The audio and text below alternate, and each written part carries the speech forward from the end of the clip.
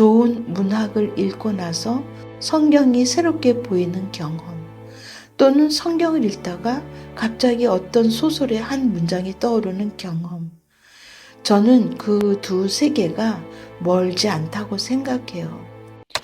안녕하세요. 교회요 빵집입니다.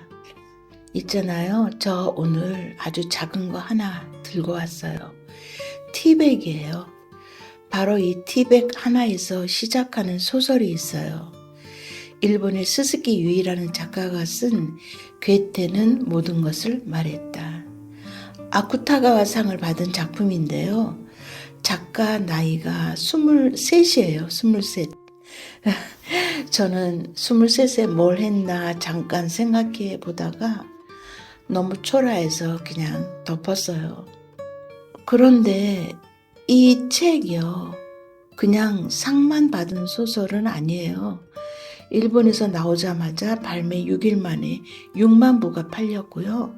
그 소문이 바다를 건너 우리 한국이 나온 지 2달 만에 또 7만 부가 팔렸어요. 예스24 종합 베스트셀러 1위에 올랐고 교보문고에서도 1위를 차지했죠. 근데 여기에 불을 붙인 건 영화평론가 이동진 씨예요. 그가 유튜브를 통해서 창작의 과정 그 자체를 다룬 메타 소설이며 예술론적 야심을 지닌 소설이라고 소개하면서 독서 인구 사이에 입소문이 쫙 퍼진 거죠. 사실 저도 이동진 씨가 추천해서 읽었고요. 오늘 여러분께 들고 나왔어요. 다만 이동진 씨랑 저는 읽은 결이 조금은 다르죠. 그분은 문학평론가로 읽었고 저는 어떻게 읽었는지는 오늘 같이 대화를 나누다 보면 아시게 될 거예요. 소설은 이렇게 시작해요. 결혼 25주년 기념으로 가족이 이탈리아 식당에 가요. 괴테를 평생 연구한 학자 아버지, 영문학 박사과정의 딸, 그리고 아내. 여기서 잠깐 다른 말을 하자면요. 우리나라에도 국보급 아니 세계적인 괴테 전문 학자님이 계시죠. 그야말로 세계적 동문학자이고 괴테 문학의 데모라고 일컫는 전영애 교수님을 아시는지 모르겠어요. 제가 정말 존경하는 분이고 좋은 말씀도 많이 하셔서 조만간 그 교수님에 대한 이야기를 여기에 올리려고 생각하고 있어요. 근데 그냥 지나갈 수 없어서 한 가지는 꼭 말씀드리고 싶어요. 제가 요즘 유튜브를 올리면서 초짜의 즐거운 전율에 휩싸여 있는데요. 그 전영애 교수님께서 전율에 대하여 하신 말씀이 정말 너무 좋아서 잠시 예고편 비슷하게 말씀드리고 가려고 합니다. 이거 책 이야기 하다가 자꾸 삼촌보로 빠지는데 원래 교회 옆 빵집 컨셉이 그냥 아무 말 대잔치처럼 책 이야기, 영화 이야기, 드라마 이야기, 주변의 정세 이야기, 또 교회 이야기, 편안하게 수다 떠는 곳이니까 이해해 주시기를 부탁드려요. 제가 낭독해 드릴게요. 괴테는 전율이라는 단어를 썼는데요. 접착제 같은 게 뭐냐 하면 전율입니다. 전율은 우리말로 좀 쉽게 풀면 설렘, 떨림 뭐 그런 겁니다. 파우스트에 나오는 유명한 구절인데요. 인간의 가장 양질의 부분은 전율이라고 그랬어요. 사람을 혹은 사물을 뭔가를 바라볼 때 설레는 마음으로 이게 뭐지? 하고 들여다볼 때 거기서 사랑이 시작되는 거 아니겠어요? 그리고 사람으로 바라볼 때는 제가 뭘 필요로 하지? 그러면 나도 할 거 아니에요. 자기가 하는 일에 마음을 쏟아서 하다 보면은 그 일을 더 사랑할 수밖에 없고 그리고 일도 잘 될 수밖에 없습니다. 물론 그게 그렇게 간단하지는 않죠. 아무튼 일본의 괴테 학자 가족이 멋진 이탈리안 레스토랑에서 식사를 마치고 홍차 티백을 꺼내는데 꼬리표에 이런 문장이 적혀 있는 거예요. 사랑은 모든 것을 혼동시키지 않고 혼연일체로 만든다. 그리고 거기 이렇게 쓰여 있는 거죠. 괴테. 그런데 문제가 생겼어요. 이 사람은 괴테하면 일본에서도 손꼽히는 학자잖아요. 근데 이 학자는 괴테가 이런 말을 했는지 기억이 나질 않는 거예요. 본인도 처음 보는 문장인 거죠. 그래서 그는 그 말의 출처를 따라 길을 떠나요. 저는 이 소설을 읽으면서 신앙에 대해서 연결시키게 되었어요. 신앙이라는 것도 생각해보면 딱 이렇거든요.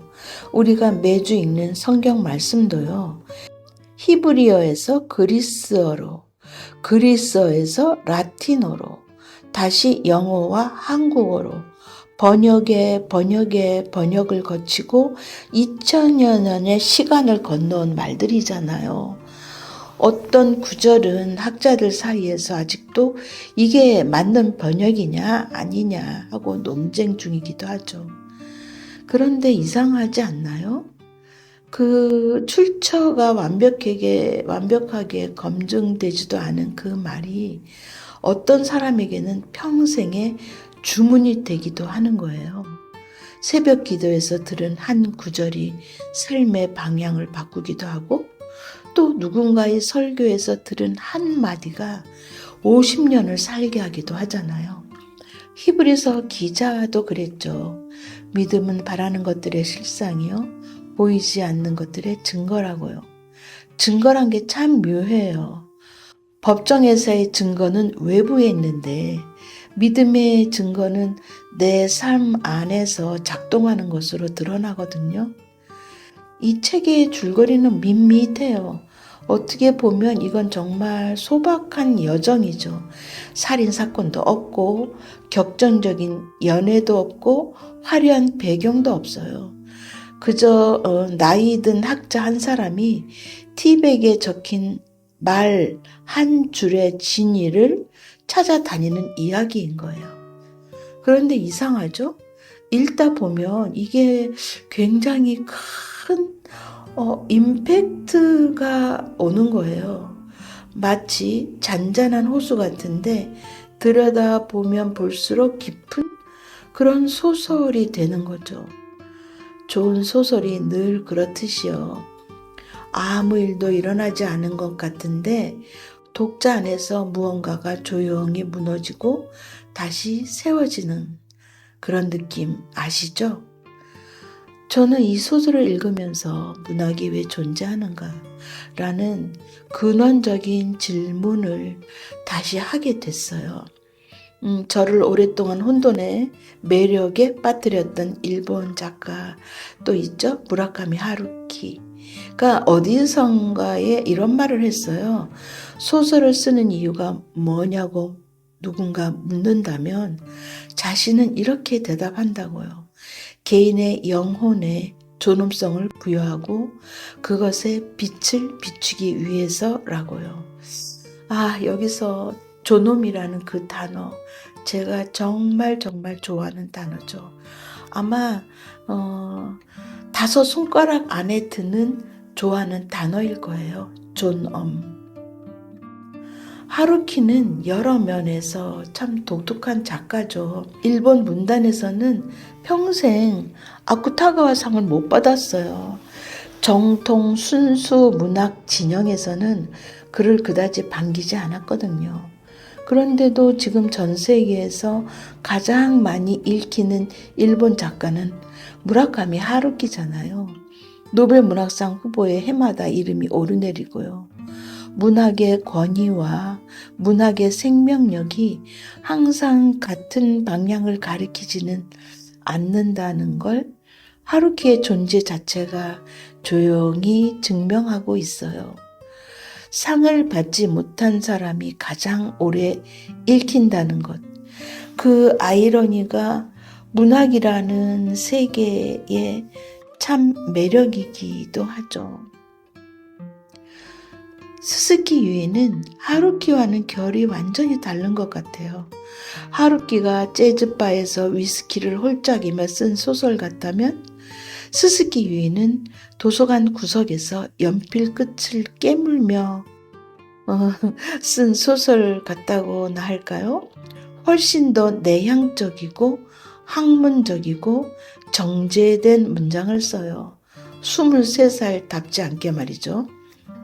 그런데 두 사람에게 공통된 게 있다면 소설을 단순한 이야기가 아니라 일종의 질문하는 형식으로 쓴다는 거예요. 답을 주려는 게 아니라 독자 안에 무언가를 건드리려는 거죠. 좋은 소설은 읽고 나서 뭔가 해결된 느낌보다는 뭔가 시작된 듯한 느낌을 남기잖아요. 열려있는 창문처럼요. 바람이 불어오는 거죠. 이 소설에서 제가 좋아하는 대목을 하나 골라왔어요. 동료 학자가 한 말이죠. 작가나 학자는 어디선가 날아온 나뭇잎 한 장 한 장으로 자신만의 숲을 만드는 사람들이다. 저는 이 문장을 읽고 한참 앉아 있었죠. 문학이 뭔지, 창작이 뭔지에 대한 참 아름다운 정의 중 하나구나 하는 생각이 들었거든요. 우리 창작자들은 아무것도 없는 데서는 뭔가를 만들지 않아요. 만들지 못하죠. 창조주는 하나님뿐이니까요. 그건 저의 생각이고요.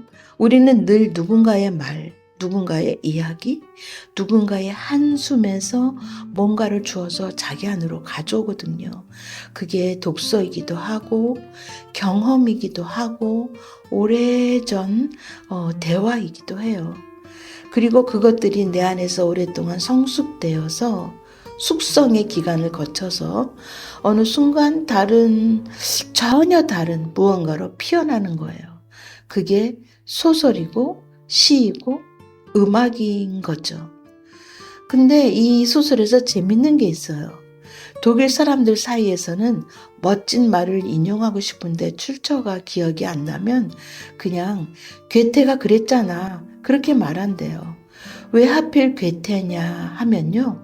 그 사람이 문학에서 철학에서 자연과학에서 회화에서 진짜로 거의 모든 분야에 발을 담갔던 사람이라서 괴테는 모든 것을 말했다는 말이 농담이면서도 농담이 아닌 거죠. 심지어 자기가 한 말인데 남들이 믿지 않을 것 같으면요. 괴테가 그랬어? 그렇게 말한다는 거예요. 이건 문화권을 초월한 인간의 보편적인 습성 같기도 해요. 우리도 잘 아는 그거 있잖아요. 설득력을 빌리고 싶을 때는 권위를 빌려오는 거. 그거죠. 그런데 여기서 저는 한 가지를 생각해 보게 돼요. 문학과 성경은 어떻게 같고 어떤 게 다를까? 문학은 계속 질문을 열어놔요. 이 말이 진짜냐? 그렇게 물으면 소설가는 그게 중요한가요? 라고 되묻거든요. 사실 제가 하는 질문도 그게 참 많아요. 그게 중요해? 이런 질문을 평생 많이 했죠. 진위보다는 작동 방식에 관심이 더 있는 거예요. 이 말이 어떤 사람의 삶 안에서 무엇을 했느냐, 어떤 작용을 했느냐, 그게 문학의 관심사이기도 한 거죠. 근데 사실 성경은 좀 달라요. 성경도 물론 이야기를 해요. 이야기죠. 아주 오래된 번역을 거친 수천 년의 풍화를 견뎌온 이야기들의 집합이죠. 그런데 성경이 문학과 달리 주장하는 게 있어요. 이 말은 단순히 좋은 말이 아니라 살아있는 말이라는 거예요. 문학은 나뭇잎을 모아서 숲을 만들어요. 정말 아름다운 숲이에요. 그런데 성경은 조용히 주장하죠. 나는 숲 자체다 라고요. 이 차이가 저는 무척 매력적으로 다가와요. 어느 쪽이 옳으냐를 따지는 게 아니라 그 긴장 자체가 주는 울림이 있는 거죠. 좋은 문학을 읽고 나서 성경이 새롭게 보이는 경험, 또는 성경을 읽다가 갑자기 어떤 소설의 한 문장이 떠오르는 경험. 저는 그 두 세계가 멀지 않다고 생각해요. 하나는 인간이 올려다본 하늘이고 하나는 하늘이 내려다본 인간이거든요. 다시 소설로 돌아오면요.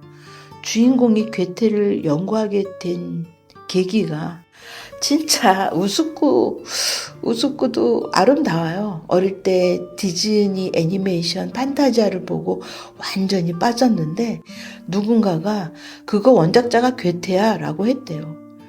말이 되지 않죠. 착각이죠.